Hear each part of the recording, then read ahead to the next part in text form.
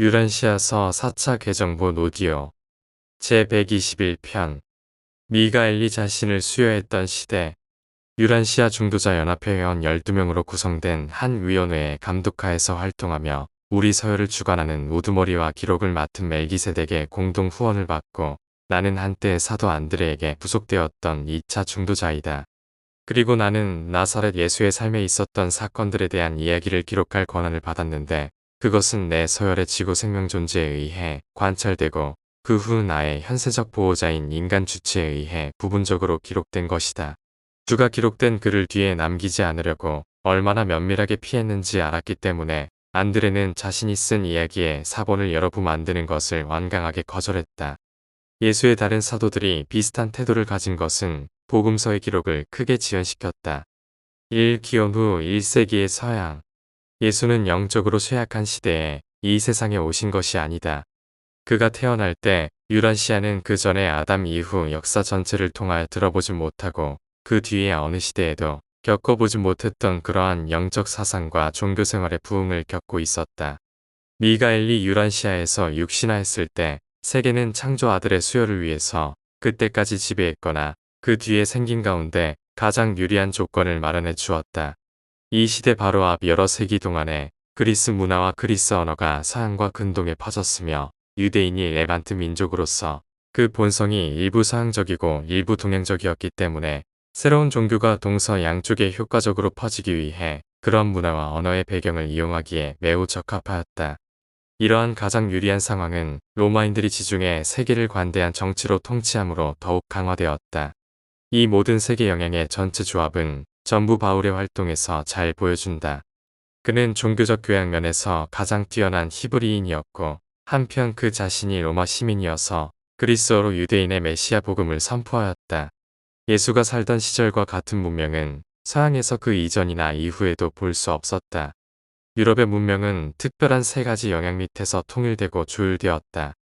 1. 로마의 정치 및 사회제도 2. 그리스 언어와 문화 그리고 어느 정도의 철학 3. 급속히 퍼져나가는 유대인의 종교적, 도덕적 가르침의 영향 예수가 태어났을 때 지중해 세계 전부가 통일된 제국이었다.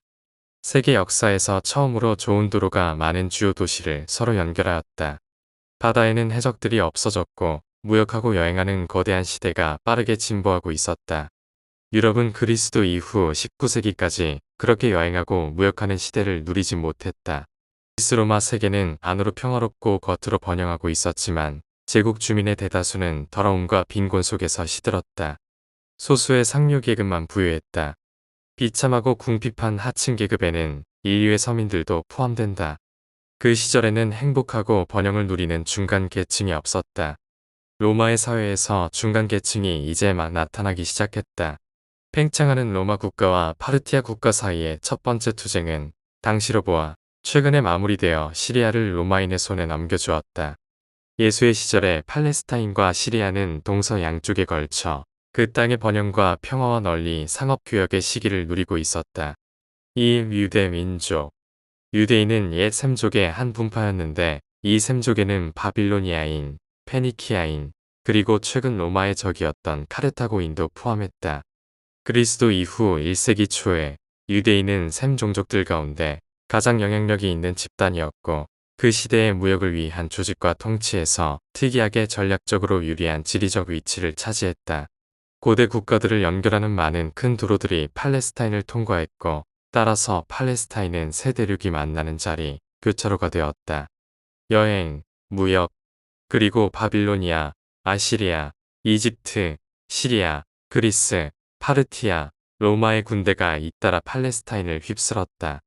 기억할 수도 없이 아득한 시절부터 허다한 카라반 길이 동양으로부터 이 지역의 어느 부분을 거쳐서 지중해 동쪽 끝에 좋은 몇 항구까지 이르렀고 거기서부터 배들은 그 화물을 온 서양의 해안으로 날랐다. 이 카라반 교통의 반 이상이 갈릴리의 작은 마을 나사렛을 거치거나 그 근처를 지나갔다. 비록 팔레스타인이 유대인의 종교 문화의 고향이고 기독교의 발상지였지만 유대인들은 세계로 나가서 세계 각국에 거주하며 로마와 파르티아 주의 모든 지방에서 무역을 하고 있었다. 그리스는 언어와 문화를 제공했고 로마는 길을 건설하고 제국을 통일했지만 유대인들의 분산은 로마 세계에 두루 여기저기 흩어져 있는 200이 넘는 회당과 잘 조직된 종교 공동체와 함께 문화의 중심들을 마련해 주었다. 초기에 그런 곳에서 하늘나라의 새로운 복음이 받아들여지기 시작했고 후일에는 복음이 그곳에서부터 세상 끝까지 퍼져나갔다. 각 유대인 회당은 각자 소수의 이방인 신도, 경건한 즉 하나님을 경외하는 사람들을 받아들였는데 바로 이 소수의 전향자들 사이에서 바울은 초기에 기독교로 개종한 신자들의 대부분을 얻었다. 예루살렘에 있는 성전에도 화려한 이방인의 마당이 있었다. 예루살렘과 안티옥에서는 문화, 상업, 예배 사이에 아주 밀접한 관계가 있었다. 안디옥에서 바울의 제자들이 처음으로 기독교인이라 불렸다. 유대인이 성전 예배를 예루살렘에 집중한 것은 그들의 일신교가 살아남게 만든 비결이었고 마찬가지로 만국의 그 유일한 하나님, 만인의 아버지를 전하는 새롭고 확대된 개념을 육성하고 세계에 전파하는 것을 가능하게 했다.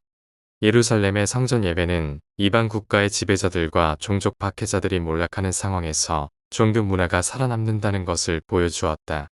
이 시대의 유대 민족은 로마의 치하에 있었지만 상당한 정도의 자치권을 누렸고 유다 마카비와 그의 직계 후계자들에 의해 실행된 나라를 구원한 최근의 영웅적 공적을 기억하면서 더 위대한 구원자, 오래도록 기다리던 메시아가 곧 나타날 것이라는 기대로 활기에 넘쳐 있었다. 반독립 국가로서 유대인의 왕국, 팔레스타인이 살아남은 비결은 시리아와 이집트를 오가는 팔레스타인의 고속도로와 동양과 서양을 오가는 카라반 노선의 서쪽 종착역에 대한 통제권을 장악하고자 했던 로마 정부의 대외 정책과 관계가 있었다. 로마는 레반트에서 훗날 로마의 확장에 방해가 될 수 있는 어떤 세력도 용납하지 않았다. 실루시드 시리아와 프톨레미 이집트가 서로 맞서 다투게 하려는 로마의 술책은 팔레스타인을 별개 독립된 국가로 육성시키는 것이었다.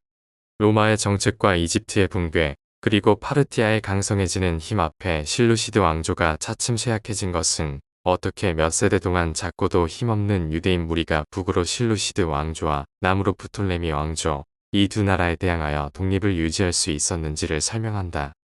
둘러싼 강대 민족들의 통치로부터 이 자유와 독립을 어쩌다가 얻은 유대인은 야훼가 직접 간섭한 덕분으로 자신들이 선택된 민족이라는 사실로 돌렸다. 자기 민족이 우월하다는 태도는 로마의 압제가 마침내 그들의 땅에 닥쳤을 때 이를 더욱 견디기 어렵게 만들었다. 그러나 그 슬픈 시점에도 유대인들은 그들의 세계 사명이 정치적이라 여겼고 영적이라는 것은 알려고도 하지 않았다. 그때 외부 사람 이두미아인 헤롯이 유대인을 다스렸기 때문에 예수가 살던 시절의 유대인은 특별히 조심스럽고 의심이 많았다. 헤롯은 영리하게 로마 통치자들의 비위를 맞춤으로 유대 땅의 통치권을 손에 넣었다.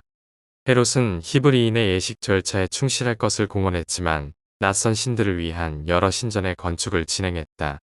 헤롯과 로마의 지배자들 사이의 친밀한 관계는 유대인이 세계를 여행하기에 안전하게 만들었고 따라서 로마 제국 및 조약을 맺은 여러 외국의 먼 구석까지도 하늘나라의 새로운 복음을 가지고 유대인이 더욱 침투하도록 길을 열어주었다. 헤롯의 통치는 또한 히브리 철학과 헬라파 철학이 더욱 섞이는 방향으로 크게 기여했다. 헤롯은 가이사랴 항구를 지었고 이것은 팔레스타인을 문명 세계의 교차로로 만드는 데 더욱 도움이 되었다.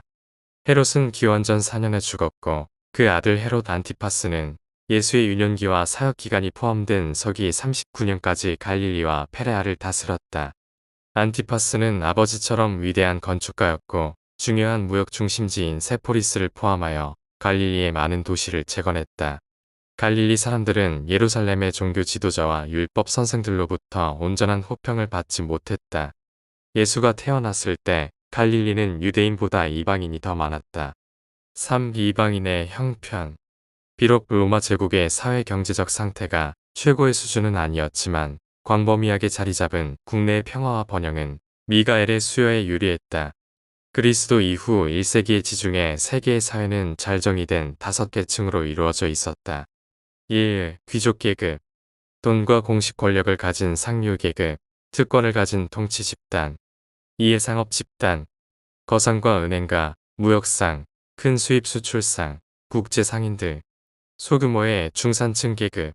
비록 이 집단은 정말로 작았지만 매우 영향력이 있었으며 초대 기독교 교회의 도덕적 기반이 되었다. 교회는 이 집단에게 다양한 기술과 무역을 계속하도록 격려했다. 유대인 가운데 바리새인 상당수가 이런 종류의 상인에 속했다. 자유로운 노동자 계급. 이 집단은 거의 또는 아무런 사회적 지위가 없었다. 비록 자유를 자랑스럽게 느꼈지만 노예 노동과 경쟁할 수밖에 없었기 때문에 크게 불리한 위치에 있었다. 상류계급은 그들을 경멸하였고 번식 목적 외에는 쓸모없다고 생각했다. 노예. 로마 국가 인구의 절반은 노예였고 많은 우수한 노예들은 빨리 진출해서 자유노동자들 계급이나 무역상인들 계열에도 끼었다. 대다수는 평범하거나 아주 열등했다. 심지어 우수한 민족들이 노예가 되었어도 노예 제도는 로마 군사 정복의 특징이었다. 노예에 대한 주인의 권한은 무제한이었다. 초대 기독교인들은 대체로 하층 계급과 이 노예들로 구성되었다. 우수한 노예들은 흔히 임금을 받았고 소득을 저축해서 자유를 살 수 있었다. 해방된 많은 그런 노예는 국가, 교회, 상업계에서 높은 자리에 올랐다. 바로 그런 가능성이 초대 기독교 교회가 이 수정된 형태의 노예 제도를 그토록 묵인하게 만들었다. 서기 1세기의 로마 제국에는 널리 퍼진 사회 문제가 없었다. 민중의 대부분은 그들이 어쩌다 태어난 집단에 자신들이 속한다고 여겼다. 재능 있고 유능한 사람들이 로마 사회의 낮은 계층에서 더 높은 계층으로 올라갈 수 있는 문이 언제나 열려 있었으나 사람들은 대체로 자기의 사회적 지위에 만족했다. 그들은 계급 의식이 없었고 이 계급의 차별이 부당하거나 그릇되다고 여기지도 않았다. 기독교는 어떤 의미에서도 억압받는 계층의 공경을 개선하는 목적을 가진 경제운동이 아니었다. 비록 여성은 로마 제국 전역에서 팔레스타인에서의 제한된 위치보다 더 많은 자유를 누렸지만 유대인들의 가족 헌신과 자연스러운 애정은 이방 세계를 훨씬 뛰어넘었다. 이방인의 철학. 도덕적 관점에서 보면 이방인들은 유대인에 비해 다소 열등했지만 기독교의 씨앗이 싹트고 도덕적 기질과 영적 성취의 풍성한 수확을 이끌 수 있는 본질적인 선함과 잠재하는 인간적 애정의 비옥한 토양이 마음속에 존재했다. 그때 이방 세계에는 4대 철학이 유행하였는데 모두가 전에 있었던 그리스인의 플라톤 사상에서 어느 정도 유래한 것이다. 이 철학 학파들은 다음과 같다. 쾌락주의자. 이 사상 학파는 행복 추구에 전념했다. 상급 쾌락주의자들은 지나친 유격에 빠지지 않았다. 적어도 이 교리는 로마인들에게 더 치명적 형태의 운명론에서 벗어날 수 있도록 도왔다. 그것은 인간이 땅에서의 지위를 향상시키기 위해 무언가를 할 수 있다고 가르쳤다. 이것은 무지한 미신을 효과적으로 퇴치하였다. 이에 금욕주의자. 금욕주의는 상류계층이 지녔던 우수한 철학이었다. 금욕주의자는 통제하는 이성 운명이 모든 자연을 지배한다고 믿었다. 그들은 사람의 혼은 신성하다고 가르쳤다. 혼은 육체의 본성을 지닌 악한 몸 속에 갇혀 있다는 것이었다. 인간의 혼은 자연, 하나님과의 조화된 삶으로 자유를 얻고 그래서 미덕은 그 자체가 보상이었다. 금욕주의는 숭고한 도덕 수준까지 올라갔고 그 후에 어떤 순전한 인간적 철학책에도 결코 뛰어넘지 못한 이상이었다. 금욕주의자는 그들이 하나님의 자손이라고 고백했지만 하나님을 이해하지 못했고 따라서 하나님을 찾아내지 못했다. 금욕주의는 하나의 철학으로 남았다. 결코 종교는 되지 못했다. 그 추종자들은 그들의 마인드를 우주지성과 조화시키려고 애썼지만 그들이 사랑의 아버지의 자녀로서 그들 자신을 마음에 품는 것은 실패했다. 바울은 나는 어떤 상태에 처해 있든지 그에 만족하기를 배웠노라 하고 기록했을 때 금욕주의에 깊이 젖어 있었다. 3. 견유학파.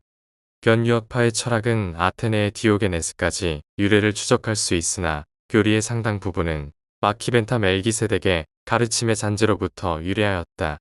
이전의 견유주의는 철학이 아니라 하나의 종교였다. 적어도 견유학파는 그들의 종교 철학을 민주화하였다. 들판에서 시장에서 이들은 사람은 자기가 원하면 자신을 구원할 수 있다는 교리를 줄곧 전파했다. 단순과 미덕을 가르쳤고 사람들에게 겁없이 죽음을 맞이하라고 권했다. 이 유랑하는 견유학파 전도사들은 영적으로 갈급한 민중을 후일에 기독교 선교사들을 위하여 준비시키는 데 크게 이바지하였다. 그들의 대중 설교의 계획은 많은 면에서 바울의 편지의 형식 스타일에 따라 진행했다. 사회주의자. 회의주의는 지식은 허위여 확신과 보장은 불가능하다고 가르쳤다. 이것은 순전히 부정적 태도였고 결코 널리 퍼지지 않았다. 이 철학들은 종교에 준하는 것이었다. 이것들은 흔히 활력을 불어넣고 윤리적이고 사람을 고귀하게 만드는 것이었지만 대개는 서민의 수준을 넘었다. 아마도 권위주의를 제외하고 이것들은 강한 자와 지혜로운 자를 위한 철학이었고 가난하고 약한 자에게도 구원을 주는 종교는 아니었다. 5. 이방인의 종교. 이전 시대에는 종교가 주로 부족이나 국가의 일이었다. 종교는 흔히 개인이 관여할 문제가 아니었다. 신들은 개인이 아니라 부족이나 민족을 상대했다. 그런 종교 체계는 보통 사람이 개인으로 가진 영적 열망을 거의 채워주지 못했다. 예수의 시절의 서양의 종교는 다음과 같았다. 1. 이교도의 종파.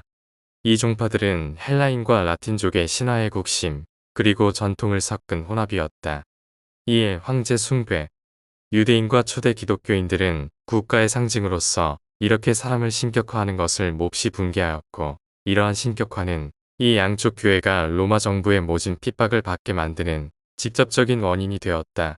3. 점성술.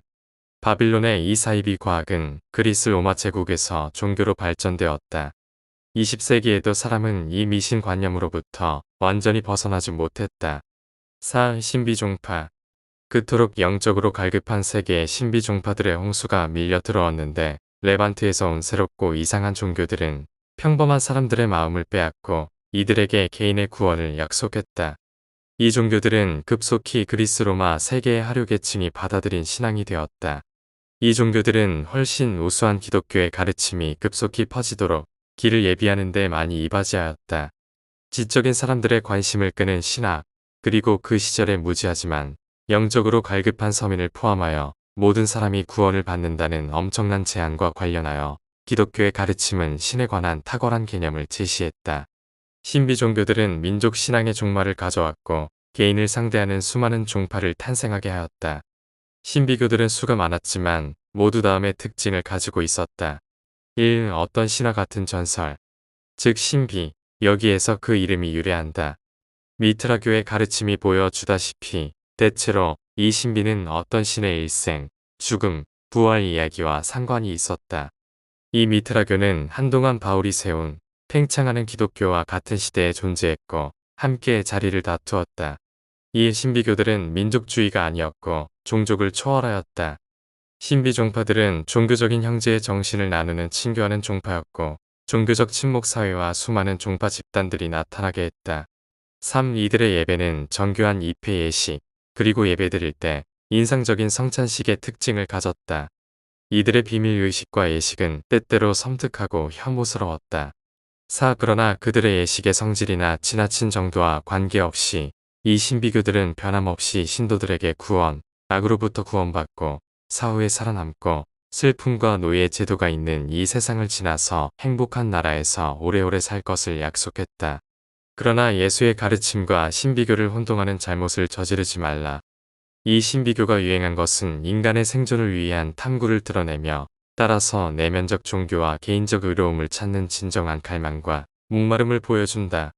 신비교들은 이 소망을 충분히 만족시키지 못했지만 나중에 예수의 출현을 위한 길을 예비했고 예수는 진실로 이 세상의 생명의 빵과 물을 가져왔다.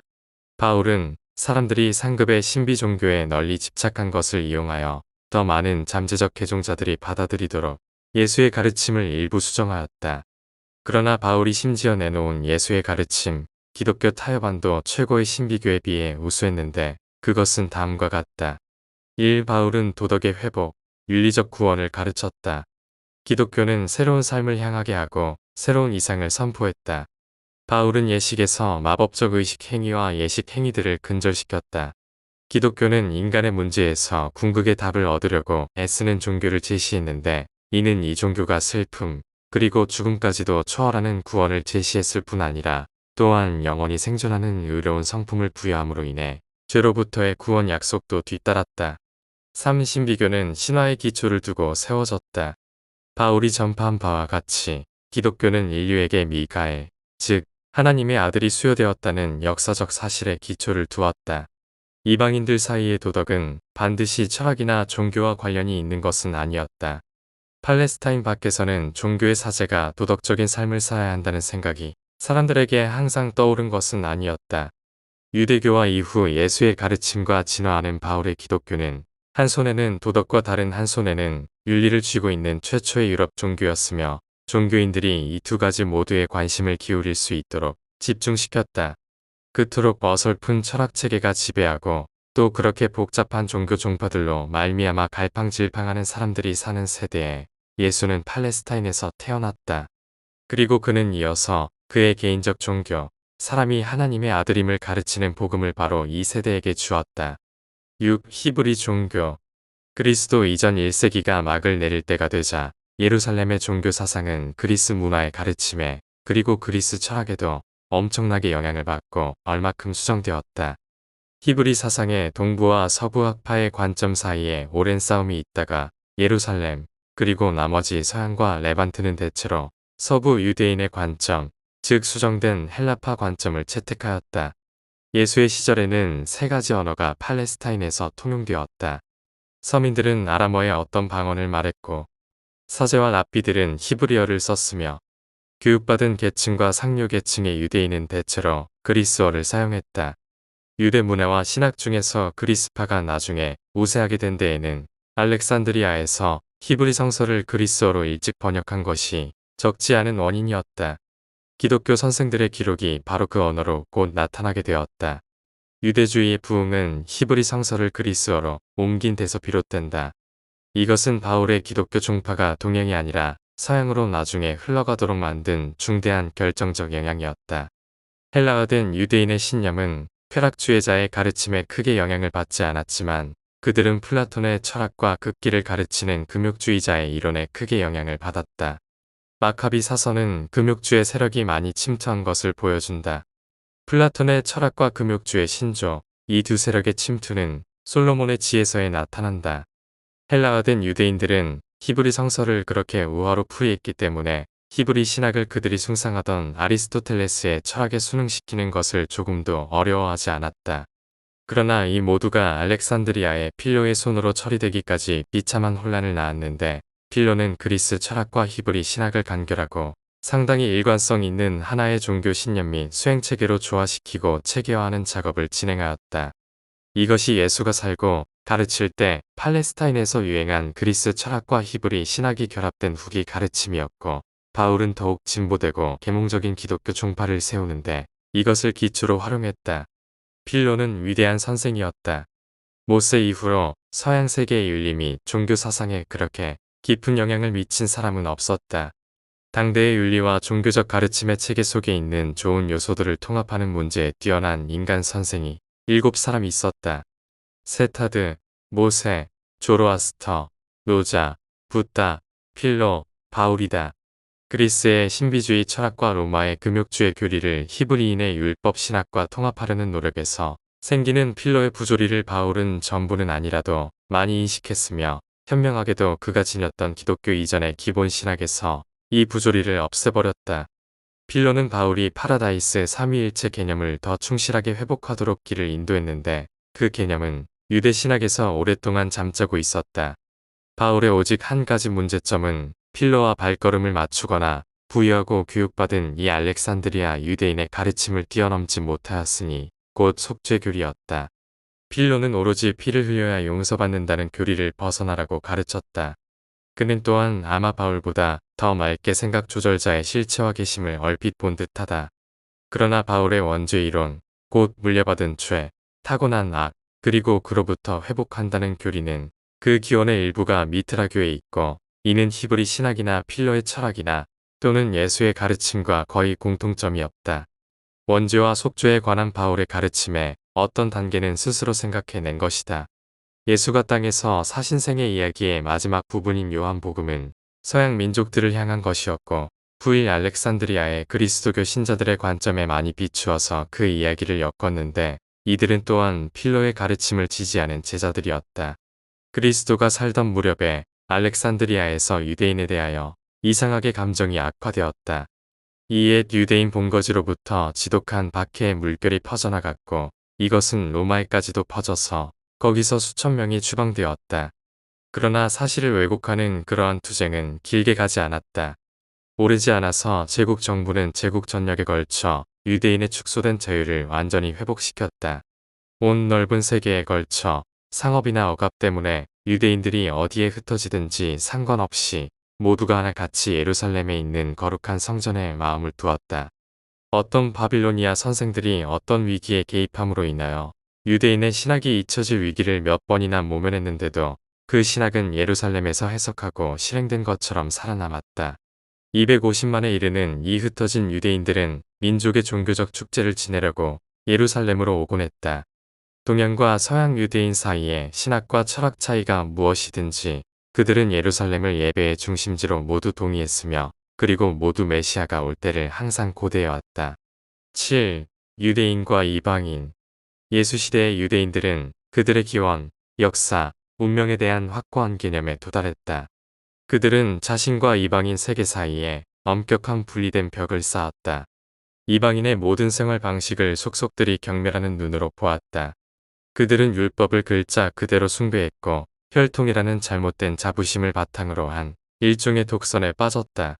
그들은 약속된 메시아에 대한 선입관을 형성했고 그러한 기대는 대부분 그들의 민족적, 인종적 역사의 일부로 다가올 메시아를 상상했다. 그 당시 히브리인들에게 유대 신학은 돌이킬 수 없이 확립된 채 영원히 고정되었다. 관용과 친절에 관한 예수의 가르침과 실천은 유대인들이 이교도라고 여기는 다른 민족들을 향한 오랜 태도와 정반대였다. 여러 세대에 걸쳐 유대인은 외부 세계에 대하여 사람이 서로 영적 형제라는 주의 가르침을 받아들일 수 없었다. 그들은 야훼를 이방인들과 대등한 관계로 섬기기를 꺼렸으며 마찬가지로 그러한 새롭고 이상한 교리를 가르치는 사람을 하나님의 아들로 받아들이고 싶지 않았다. 서기관, 바리새파, 성직자들은 유대인들을 로마 정치 통치의 정치적 사슬보다 훨씬 더 실제적인 유대인 의식주의와 법률주의의 끔찍한 속박 속에 가두었다. 예수의 시절의 유대인은 율법의 지배를 받았을 뿐 아니라 사람을 종으로 만드는 전통의 요구에 똑같이 묶여 있었고 이것은 개인 및 사회생활의 모든 분야에 관련되어 침투했다. 이러한 세심한 행동 규제는 모든 충실한 유대인들을 따라다니며 지배했고 그들은 자신들의 신성한 전통을 무시하려고 한 사람을 즉시 거부하고 그들이 오랫동안 영광스럽게 여기는 사회행동 규율을 감히 어기는 사람을 용납하지 않는 것은 이상한 일이 아니었다. 바로 아버지 아브라함이 예정해 놓았다고 생각된 교리에 서슴지 않고 충돌한 자의 가르침을 도저히 좋게 여길 수 없었다. 모세가 그들에게 율법을 준 것이므로 타협하려 들지 않았다. 그리스도 이후 1세기가 되자 이름 있는 선생과 서기관들이 율법을 풀이한 말씀은 기록된 율법 자체보다도 더 높은 권한을 가졌다. 이 모든 이유로 유대인의 종교 특정 지도자들은 새로운 복음을 받아들이는 것을 반대하는 편으로 사람들을 더욱 쉽게 집결시킬 수 있었다. 이러한 상황들은 유대인들이 종교적 자유와 영적 자유의 새로운 복음의 전달자로서 신성한 운명을 완수하는 것을 불가능하게 만들었다.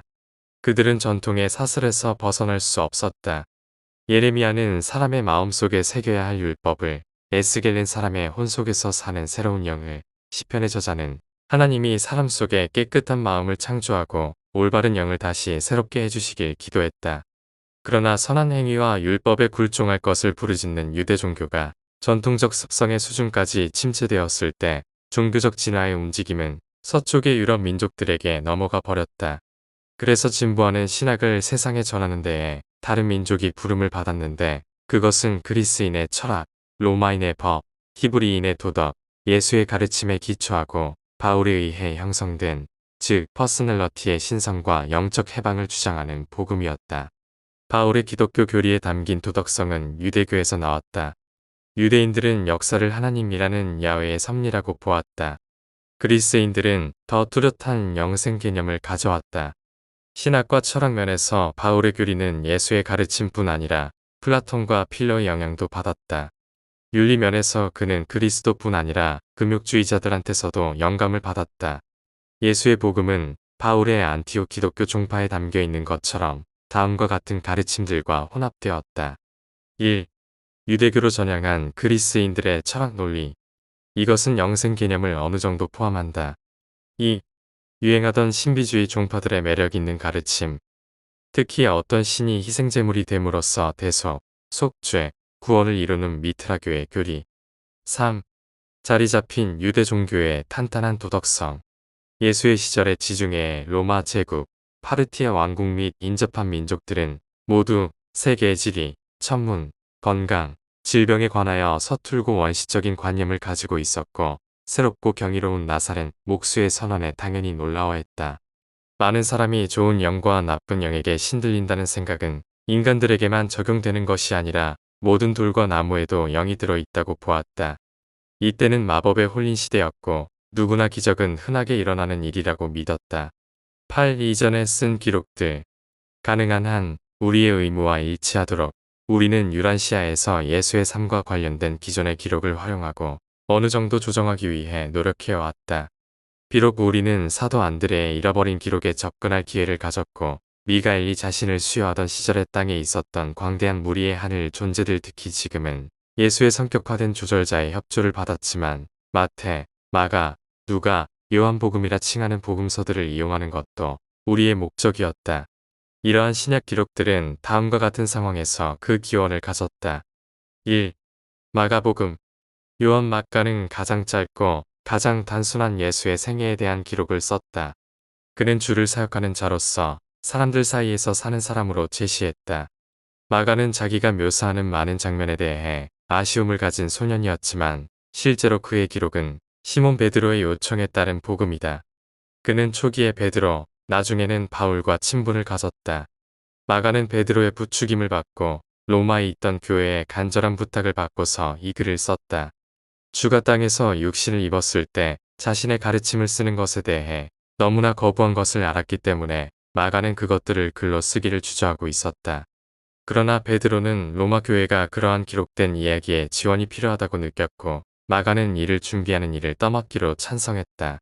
마가는 서기 67년 베드로가 죽기 전에 짧은 기록을 많이 적어 놓았고 베드로가 인간 줄거리에 따라서 그리고 로마에 있는 교회를 위하여 베드로가 죽고 난 바로 뒤에 글을 쓰기 시작했다. 이 복음은 서기 68년이 저물 무렵에 완성되었다. 마가는 전적으로 자신의 기억과 베드로의 기억을 살려서 썼다. 이 기록은 그 뒤에 상당히 수정되었고 수많은 구절이 삭제되었으며 최초의 복음에서 마지막 고분의 일은 처음 원본으로부터 베끼기도 전에 없어졌는데 이를 대신하기 위하여 후일의 어떤 사건들이 끝에 첨가되었다. 마가가 쓴 기록은 안드레와 마태의 노트와 함께 예수의 일생과 가르침을 그리려고 애쓴 모든 후일의 복음 이야기 기록의 기초가 되었다. 2. 마태복음. 이른바 마태에 따른 복음은 유대인 기독교 신자들에게 교훈을 주려고 주의 일생에 관하여 적은 기록이다. 이 기록의 저자는 예수의 일생에서 그가 행한 많은 일이 선지자들의 말씀을 이루기 위한 것임을 보이려고 항상 애쓴다. 마태복음은 예수가 다윗의 후손이라 묘사하고 율법과 선지자들을 크게 존중하는 태도를 보이는 사람으로 묘사한다. 사도 마태는 이 복음을 쓰지 않았다. 그의 제자들 가운데 하나인 이사돌이 이 복음을 썼고 이 일에 도움되는 자료로서 이 사건들에 관하여 마태 개인의 기억뿐만 아니라 예수의 말씀에 관하여 주가 십자가에 못 박힌 바로 뒤에 마태가 써놓았던 어떤 기록을 또한 가지고 있었다. 마태의 이 기록은 아람어로 썼고 이사돌은 그리스어로 썼다. 그 저서를 마태의 것으로 돌린 데에는 아무런 속일 의도가 없었다. 그 시절에는 제자들이 이렇게 스승에게 명예를 돌리는 것이 관습이었다. 마태가 최초에 쓴 기록은 그가 복음 전도에 들어가려고 예루살렘을 떠나기 바로 전에 서기 40년에 편집되었고 여기에 다른 것이 첨가되었다. 이것은 사사로운 기록이었고 그 마지막 사본은 서기 416년에 시리아의 어느 수도원이 불탔을 때 사라졌다. 이사돌은 서기 70년에 디도의 군대가 예루살렘에 투입된 뒤에 그 도시로부터 피했으며 마태가 적은 기록의 사본 하나를 펠라로 가지고 갔다. 71년에 펠라에서 사는 동안 이사돌은 마태에 따른 복음을 썼다. 그는 또한 마가의 이야기에서 처음 5분의 4를 가지고 있었다. 3. 누가복음. 피시디아 지방의 안티옥에서 살던 의사 누가는 바울이 개종시킨 이방인이었고 주의 일생에 대하여 아주 다른 이야기를 적었다. 그는 서기 47년에 비로소 바울을 따르고 예수의 일생과 가르침에 관하여 이야기를 들었다. 누가는 바울 및 다른 사람들로부터 이 여러 사실을 모은 대로 그의 기록에 주 예수 그리스도의 은혜에 관하여 많은 것을 기록하고 있다. 누가는 주를 세리와 죄인의 친구라고 내세운다. 그는 바울이 죽을 때까지 이 기록을 복음서로 만들지 않았다. 누가는 아카이아에서 82년에 이 복음서를 썼다.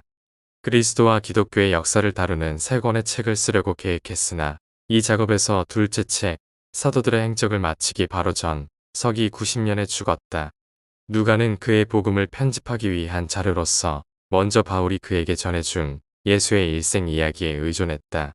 그러므로 누가의 복음은 어떤 면에서 바울의 생각에 근거한 복음이다.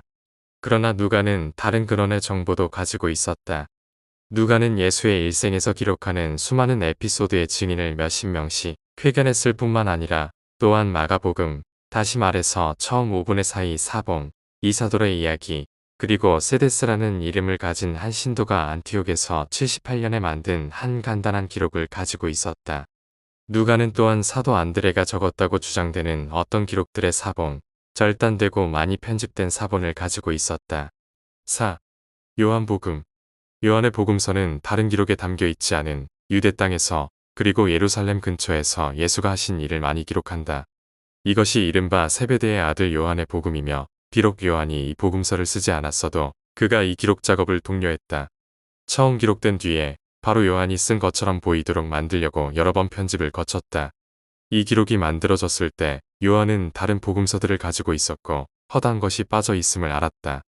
따라서 서기 101년에 그는 케사리아에서 온 그리스계 유대인 동료 나단에게 글을 쓰기 시작하라고 격려했다. 요한은 기억을 더듬고 이미 존재하는 세 가지 기록을 참조하므로 자신의 자료를 제공했다. 그는 자신이 적은 저서가 하나도 없었다. 요한 1서라고 알려진 편지는 그 편지를 소개하는 것으로 요한 자신이 썼지만 나단이 그의 지도를 받아서 작성하였다. 이 저자들은 모두 예수를 보고 기억하고 있거나 알게 된 그대로의 진솔한 그림을 제시했고 그리고 이 한참 지난 사건들의 개념들은 그 이후 바울의 기독교 신학의 지지에 의해 영향을 받았다. 이 기록들은 어설프기는 해도 거의 2000년 동안 유란시아 역사의 흐름을 바꾸기에 충분했다. 인정하는 말씀, 나사렛 예수의 가르침을 다시 적고 그의 행적을 다시 이야기하라는 임무를 수행하느라고 나는 모든 근원의 기록과 행성에 있는 정보를 마음대로 이용하였다. 나의 주요한 동기는 지금 사는 세대의 사람들을 깨우칠 뿐 아니라 앞날의 모든 세대에게도 도움이 될 수 있는 기록을 준비하는 것이었다. 내가 사용하도록 제공된 광대한 정보의 저장으로부터 나는 이 목적을 이루는데 가장 적당한 것을 골랐다. 가능한 한 나는 순전히 인간의 근원으로부터 정보를 얻어냈다. 오로지 그러한 근원이 부족했을 때 초인간 기록에 의존했다. 예수의 일생과 가르침에 대한 생각과 개념을 한 인간의 마인드가 쓸만하게 표현했을 때 변함없이 인간이 생각하는 형태로 보이는 것을 우대하였다. 예수의 일생과 가르침의 진정한 의미와 참 중요성에 관하여 우리의 개념에 더 잘 맞도록 어느 표현을 조정하려고 했었지만 가능한 한 내 이야기 전체에서 실제의 인간적 개념과 생각 방식을 고수하였다. 인간의 마인드의 기원을 가진 개념들이 모든 다른 인간들의 마인드에도 받아들여질 수 있고 유익하다는 것을 잘 안다. 인간의 기록에서나 인간의 표현에서 필요한 개념을 찾을 수 없을 때 다음으로 바로 내 서열의 지구에 있는 생명 존재들, 즉 중도자들의 기억 자료에 의존했다.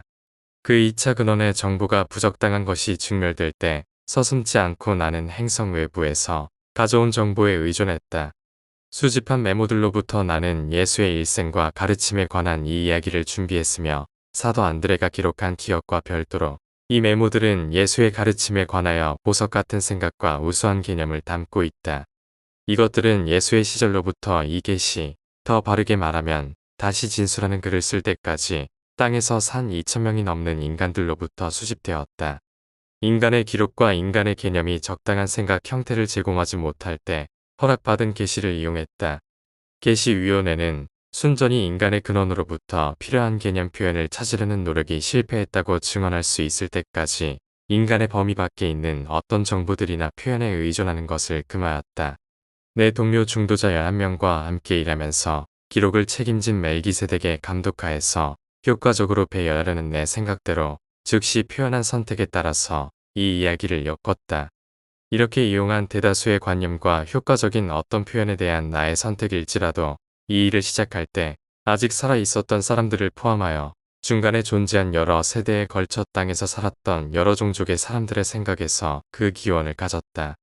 여러 면에서 나는 독창적인 이야기꾼이라기보다 수집하고 편집하는 자로서 일했다. 예수의 일생을 가장 효과적으로 묘사할 수 있게 만드는 생각과 개념, 그리고 가장 뛰어나게 유익하고 널리 사람을 숭고하게 만드는 표현을 써서 견줄데 없는 주의 가르침을 다시 진술하게 만드는 될 수 있으면 인간다운 생각과 개념을 나는 서슴지 않고 이용했다. 유란시아 연합 중도자들을 대신하여 땅에서 사신 예수의 일생을 다시 진술하는 자세한 글에서 다음에 이용된 모든 근원의 기록과 개념에 대하여 우리가 빚진 것을 아주 감사한 마음으로 인정한다.